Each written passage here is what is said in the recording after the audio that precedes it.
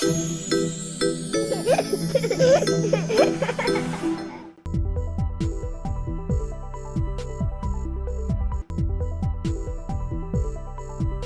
అండి, నా పేరు doctor Jaganmohan Varakalla. I'm consultant neonatologist at Paramitha women and children's hospitals, Hyderabad. మాకు ముఖ్యంగా తల్లులు పుట్టిన పిల్లల గురించి అడిగే కామన్ క్వశ్చన్ ఏంటంటే, డాక్టర్ గారు మా పాపకి లేదా బాబుకి ఏమేమి ఫ్రూట్స్ ఇవ్వచ్చు అని అడుగుతుంటారు. జనరల్లీ షుగర్ కంటెంట్ తక్కువ ఉన్న ఫ్రూట్స్ చెప్పినట్టు యాపిల్ కానీ, తర్వాత స్లోగా పపాయ స్టార్ట్ చేయడము. బనానా ఇచ్చిన రైప్ బనానా కాకుండా కొంచెం గ్రీనిష్ ఎల్లో ఉన్న బనానాస్ని, రైప్ ఎక్కువ స్వీట్ కంటెంట్ లేని బనానాస్ని ఇవ్వమని చెప్తా ఉంటాము. దాంతోపాటు స్లోగా నట్స్ ఉండే ఫ్రూట్స్ మాత్రం, అంటే పోమగ్రానైట్ కానీ, ఇప్పుడు విత్తులు ఉండే గ్రేప్స్ కానీ, అలాంటి ఫ్రూట్స్ని జనరలీ పిల్లలకి అవాయిడ్ చేయాల్సి ఉంటుంది. ఫ్రూట్ నిబ్లర్ అని ఒకటి దొరుకుతుంది అమెజాన్లో.